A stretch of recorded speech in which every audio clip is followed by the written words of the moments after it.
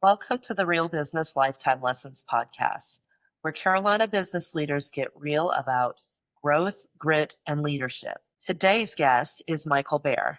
After a distinguished 20-year military career, Michael transitioned into entrepreneurship, founding Guidon Brewing in Hendersonville, North Carolina. What began as a passion for home brewing evolved into a full-scale operation known for its dedication to traditional European beer styles and resilient leadership. In this episode, Michael reflects on the realities of running a business in a competitive market, the lessons he brought from the Army to his team, and the thoughtful decisions that have shaped Guidon's identity and growth. Michael, thank you for joining us this morning. No, it's my pleasure. Glad to be here. Well, let's get started. When you and I had our intro call, you said your path to opening Guidon Brewing came from necessity and encouragement.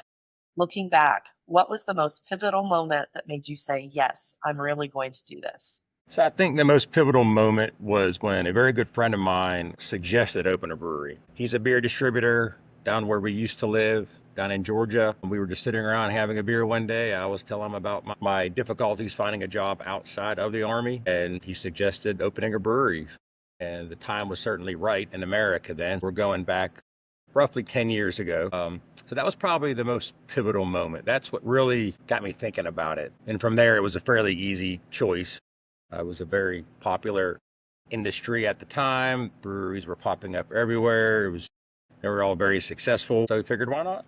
We'll give it a shot. How did your time in the Army shape your mindset as a business owner, especially when the brewery world is so different from military structure? Well, I'd say being in the Army definitely teaches you resiliency and flexibility. And not everything ends up going the way you plan it on going. So you have to be able to adjust and react and respond to those changes in that environment. And that has definitely happened to us quite a bit since we've started this journey. Can you give us an example of pivoting when your plans didn't work out and how resiliency has played a role in that?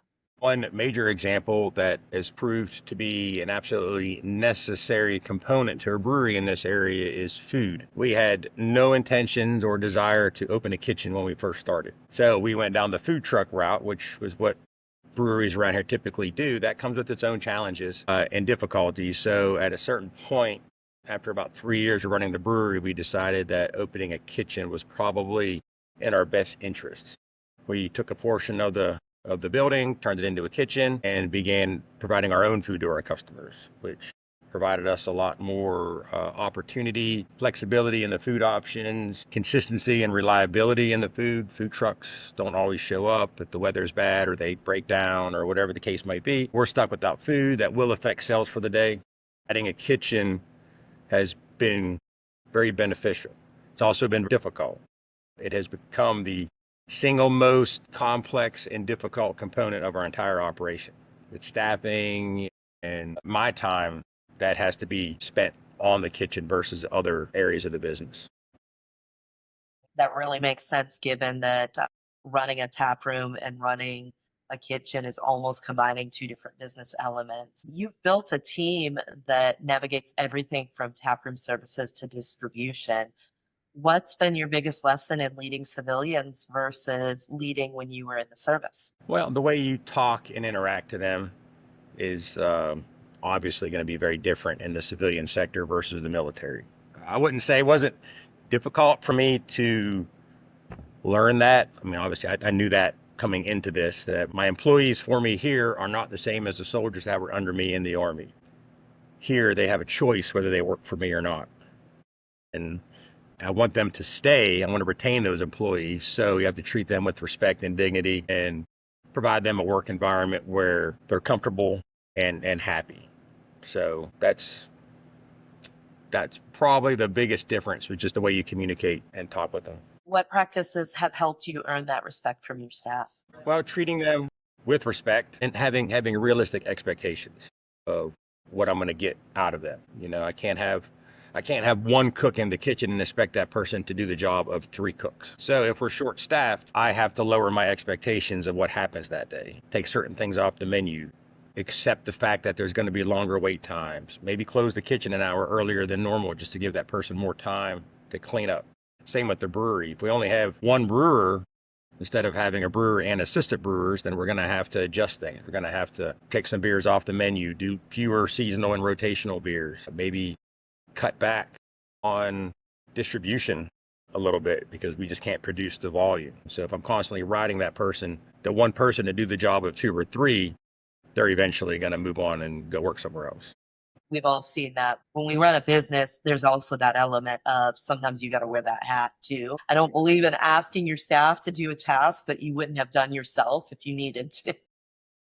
Yeah, exactly. I spend a lot of time, mostly the kitchen. Again, if I'm going to be thrusted into a position that I normally have filled by an employee, it's the kitchen. Brewery, not near as often, but kitchen, it can be an almost, won't say daily, but several times a week at least. I'll have to go in there and just help out at a busy time or cover down if someone called in sick or didn't show or whatever the case may be. Well, shifting gears just a little bit, Guidon Brewing has developed a strong identity around traditional German style beers. How did you land on that as your niche? And how do you educate or attract drinkers who may not be familiar with the styles that your brewery offers? Well, we landed on the traditional sides of beer for a couple of reasons. One, my wife is from Germany. I was stationed there for 5 years and I met her over there. So obviously I have a passion for German beers because of that reason. Germany is known for having some of the best beers in the world. It's another reason. And then when I was a home brewer, even back then, it was important for me to brew a style correctly that could be judged and weighed. There's standards in place as to what that beer is supposed to be like. And I like living in that world because if you make a one-off beer that no one's ever had before, some style that you created, and there's nothing wrong with it, but is it a good beer? Other than the fact, is anyone going to drink it or not? There's no way to tell if you really did the job well because there's nothing to measure it off of. And a lot of breweries live in that world. That's fine. There's nothing wrong with that. That's just never been my mindset. I'm a very uh, granular kind of person, so I like to sit down and compare what we're making with what we're attempting to make. The original versions of it from that country of origin. So I think those are the main reasons why we ended up on those styles. Plus the IPA scene, which when we opened, that was all the rage in America, was everywhere. So there was no way to be different by offering a bunch of IPAs. And if we're just another brewery that offers 9 beers and 6 of them are IPAs, and the other ones are just hoppy versions of some other beer, which we weren't going to be different. So that this allowed us to be different while at the same time making the beers that I was passionate about. And as it turned out, we kind of timed it right because these beer styles started to come into style shortly after we opened. The interest in the IPA were starting to wane and more people were interested in the more traditional styles. When we spoke before, you mentioned that you're not trying to out entertain your competition in town, that you've focused on product integrity and consistency. Consistency. How has that shaped your long-term relationships with your customers? We have a very loyal customer base here at Guidon for as far as our regulars go. We do have a tourist scene here in Hendersonville. We have, well, matter of fact, we have tourists that'll come here once a year, every 2 years, and they will make it a point to come back into Guidon because they liked the beer that they had last time. Since we're not a flavor of the week kind of brewery that always makes something new, we do new beers from time to time, but we really stick to our core beers and we're consistent with that product. So it tastes the same today as it did 3 years ago, which is very challenging to do, especially on a small, in a smaller brewery without a lot of the high tech quality control. You're really relying on skill at that point. What role has community engagement, like working with the city or attending local events, played in building your brand in Hendersonville? So I feel working with the city, doing events, being part of the community as a whole has kind of made us to where we're seen as an integral part of the community. And I can't speak for other breweries. I don't know if they're getting phone calls as well from other businesses or from city representatives with questions as far as events or alcohol licensing and permitting goes, but we do get those phone calls. So for whatever reason, people feel when they have a question to reach out to Guidon to ask those questions. I think it's probably a very valuable thing to be known as an authority in your community. And it sounds like you guys have worked hard to build that. We did talk before about how there's a lot of growth in Western North Carolina, but then in Hendersonville itself, there's still a lot more businesses than there are enough people. What keeps you motivated to stay and grow there instead of relocating or scaling down? The main reason why we don't want to relocate is it is very costly and a lot of work. We put a lot of work into this place here, so we really don't want to have to start over from scratch. Plus, in order for it to make a difference, we would have to relocate so far away from this area that our brand wouldn't even matter anymore. We wouldn't have any brand recognition. We'd have to go outside of the region that we're distributing it. It would just be a lot of work. As far as staying motivated to stay here, things are constantly evolving and changing here. There's things being added in the area, things that are going could very well help improve business, improve sales, other location possibilities in the area. They're all out there. So kind of want to see where that goes. If somebody were thinking about opening a business in a smaller town, what would you tell them that they should understand about market saturation and local demographics? They definitely need to take a step back and look at what they want to do and where they want to do it. How much competition is there today? How much competition do they predict in the future? And then is there a need for the product? Do the people want what you're going to offer them? So if you're going to open a brewery and you're going to open a brewery in an area that does not have any kind of artisan restaurants, doesn't have, all it has is fast food joints, local diners, the only bar and just a regular bar that my dad would have drank beer in, that may not be the right place to open a brewery and make a product that is completely alien to what they're used to. You're going to have a hard time convincing them to drink your product. And then the price point's going to be different. You can't produce, small brewery can't produce beer as cheaply as the beers that bar is going to be selling. Not only do they want the product that you are making, but are they willing to pay the price that you need to sell it at? So those are some really big factors to look into, especially in the brewery scene, because it seems like when one does well in a town, another one wants to come. Well, that one may only be doing so well because they're the only show in town. You add a second or a third, now you're taking that what's probably a pretty small pie and dividing up into more pieces. So now no one's really doing that well. They're all just getting by. We talked a little bit about how food was a big shift for your brand. You also mentioned during our initial call that you guys have added liquor to your lineup. What's helped you make those decisions? How do you know when it's time to evolve and add something like that to your menu? I resisted adding liquor for probably a year. So in North Carolina back then, you had to have food sales of at least 30% to be able to have a liquor license. You had to maintain that month to month. I didn't want to get into the liquor. That's a whole different dynamic. It's another component that we have to manage and another inventory, another bartender skill set that beer pourers don't have. So now you're not just hiring someone to pour a beer.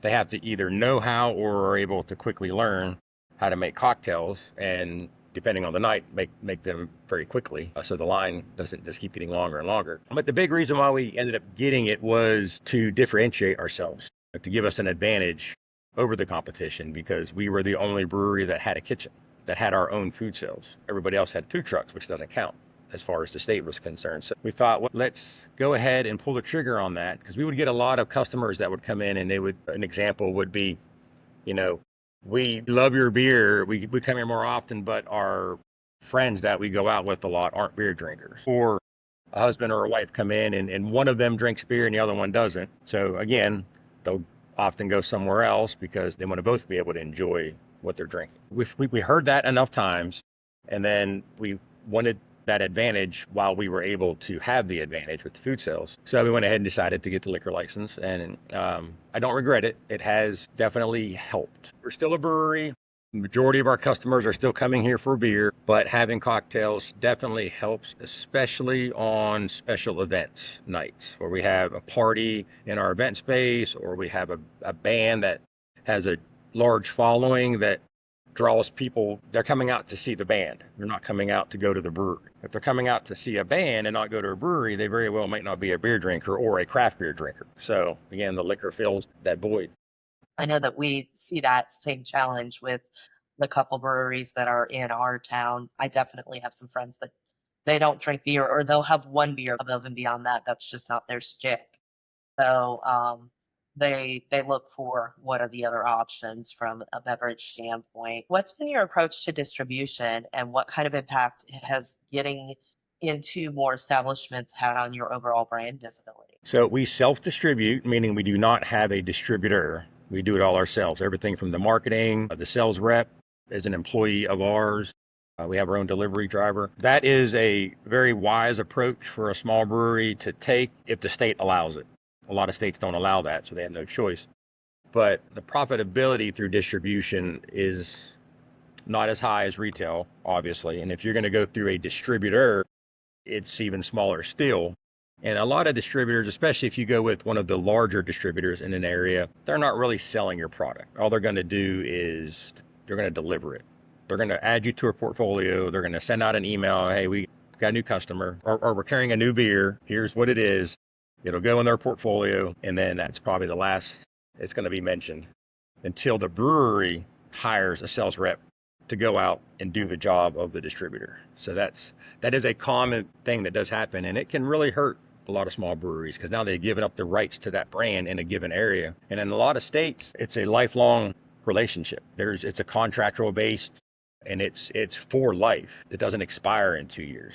So you have to actually go to court to get out of it if the distributor doesn't want to let you out of it. It's a very serious decision that has to be not taken lightly. As far as what it's done for our brand recognition, it has done a lot. We have a lot of people that will come in here for the first time because they've had our product elsewhere, or maybe they've never been in here yet, but we may go to another location to get them to be an account of ours, and they've already heard of our product through the grapevine, and they're like, oh yeah, we're aware of your product already. I've never been to your place, but we'll put it on here.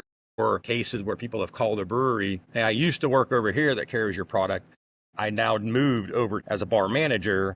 I want to get it on over here as well. So it's done a lot for us. Also, there's a chance it hurts retail sales at the tap room a little bit because people don't have to come here to get it. And I was aware of that from the beginning.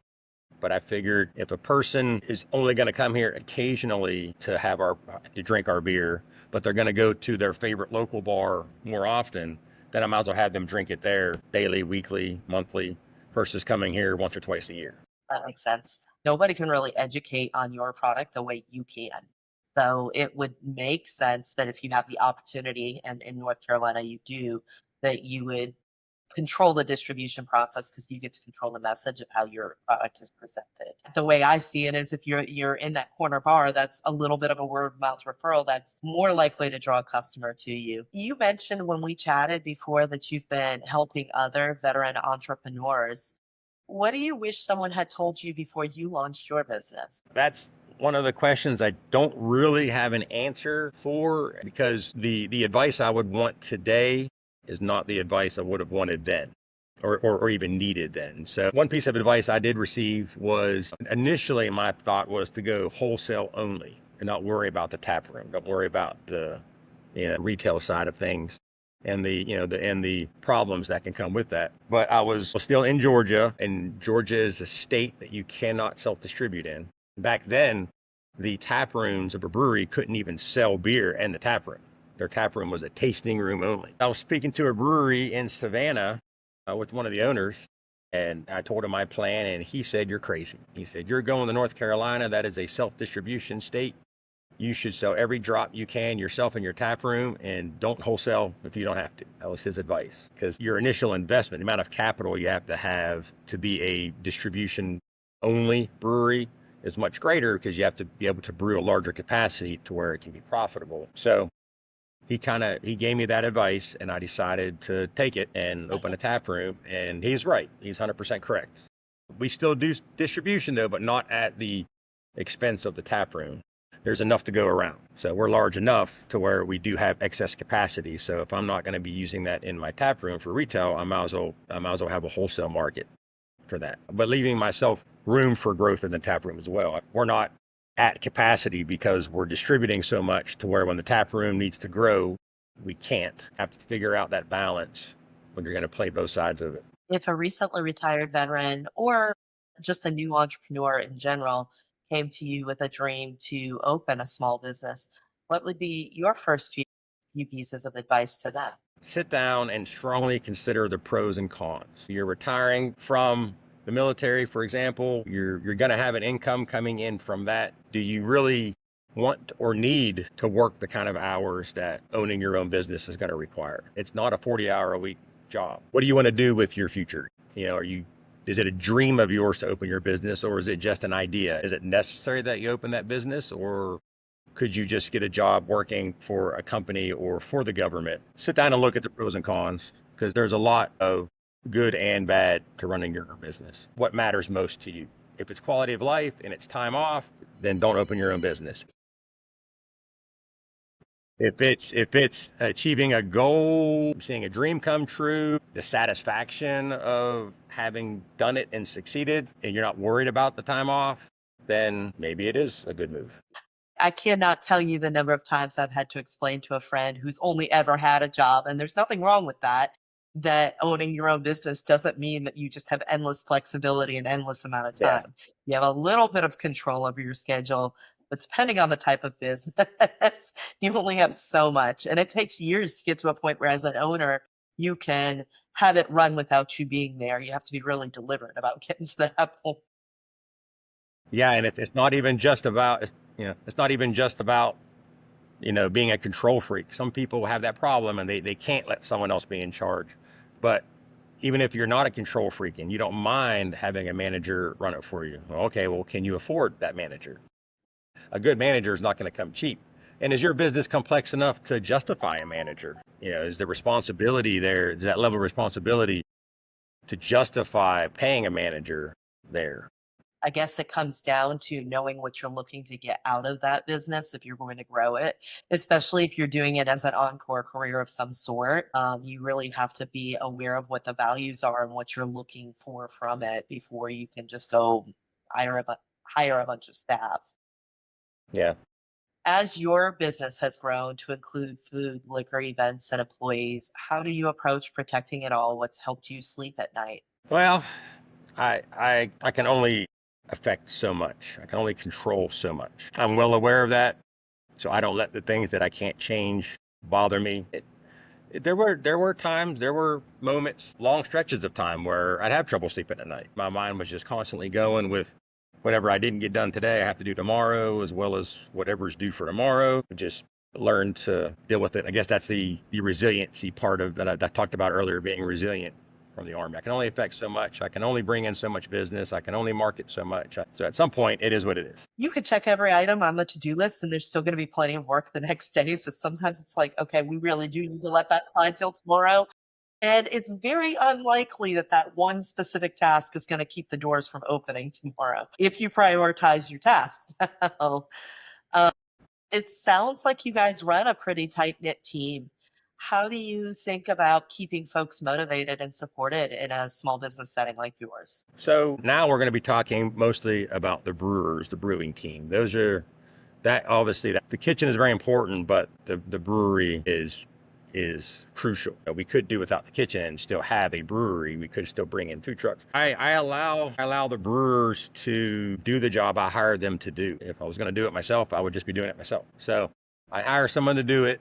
I trust in them to do it well. Bring me their recommendations and their suggestions, and together we'll figure out the solution and allow them some freedom to enjoy their job. So if there's a certain beer that they want to brew as a rotational product, like I don't tell the brewers what we're going to brew.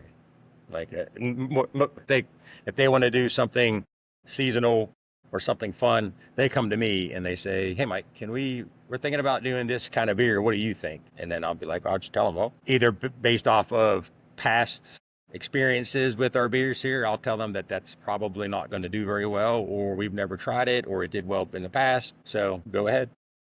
And I think they like that creativity. When you work at a bigger brewery, you're just pushing a button.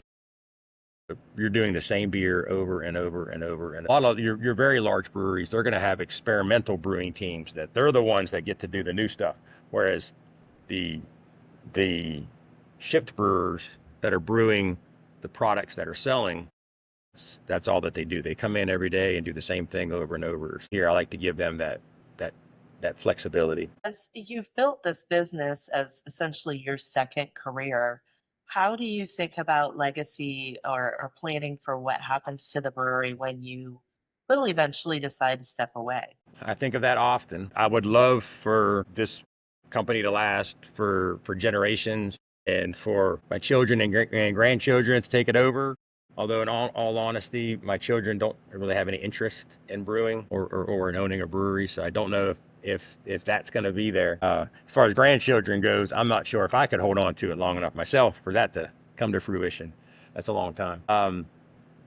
As far as taking a step back and having managers run things for us, we do think about that often. Emotionally, we're ready to do that. Financially, we're not capable of that yet. We need to get to a point where we have the funds available to pay that manager. They have to make sure the kitchen is ran properly and is staffed. They have to make sure the bar is ran properly and staffed.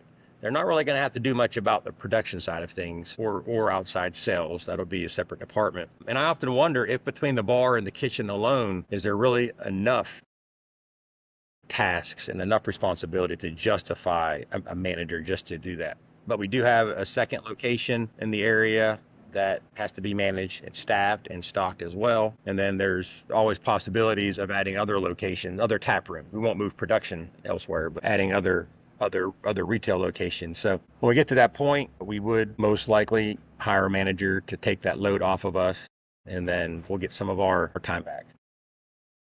Well, pop quiz. Obviously, as you develop a team and lead people, you have to be constantly working on yourself for leadership skills. Could you recommend a book or a podcast or a YouTube channel that you might suggest a young leader check out? You know, I cannot. Not as far as opening a business in general. I've never really been a big self-educator in that regard, where I don't. I learn from doing and from others, not so much from reading. So no, honestly, I can't. Now, as far as opening a brewery specifically goes, again, I can't recommend a specific book that's going to kind of be the end all be all. But I would highly recommend that whoever is opening that brewery, if you're going to be your brewer, go get a formal brewing education. And well, I shouldn't say formal. I'm not actually an advocate of going to brewing school. I'm an advocate of working in breweries and learning from a knowledgeable brewer. That can be very hard to do. They often don't want to hire if you don't have any kind of education in it. So either find yourself a job in a brewery working for a skilled brewer who knows what they're doing, and a lot of them honestly do not, and or go to school and learn, because it's not the same as home brewing. It's very different in a multitude of ways. So that is definitely one thing I would recommend if you're going to open a brewery. Don't just go from your garage to selling beer. You're probably not going to be successful. It's like the idea of taking an Etsy store and all of a sudden you're going to go rent like a full scale retail operation. It's Yeah, two very exactly. different things. And Yeah. both have their place and both have their value. But it's two very different things. How would our listeners connect with you, either on social or if they wanted to come visit you, your physical location? Well, they could visit our website at guidonbrewing.com, and on there is going to be a wealth of information as far as food menu, beers that we offer, whiskeys that we offer, events, things of that nature. To contact us directly, the best way would be through Facebook or Instagram. That is checked and monitored daily, whereas anything through the website may not be seen for a little while. If you wanted to book an event, anything like that, that would be the best way. You can also book an event through our website, but Facebook would be the best way. Uh, or you can call the brewery, 828 595 7976 if you have any questions. Nobody answered, leave a voicemail and we'll get back to you as soon as we can.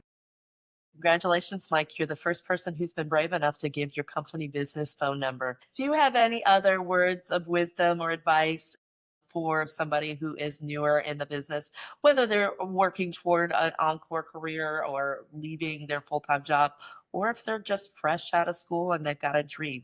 Anything else you might want to share with them? If you have a dream, you have to follow it, because if you don't, you're going to regret it someday. Whether it works out or not, you have to know the answer to that question. And if you don't try it, you'll never know. So if it is a dream, and that dream could end up costing you a lot of time and effort, but if it's a dream, make it a reality and see where it goes. But be prepared for the fact that it may not work. We've talked a few times with a couple different guests, and I talk with my team about this a lot.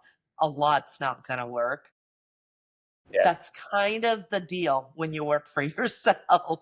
And what doesn't work is really just an opportunity to learn. So if you give up just because something didn't work out, maybe you're not cut out for this lifestyle, and that's okay too. Yeah, you don't be set in your ways. You have an idea, try it. If it doesn't work, try something different. Don't go into something saying this is how I want to do it, and come hell or high water, I'm going to do it this way and only this way, because it's just not how it works. There's a chance that your idea is spot on and it is exactly what is needed, but there's a greater chance that it is not.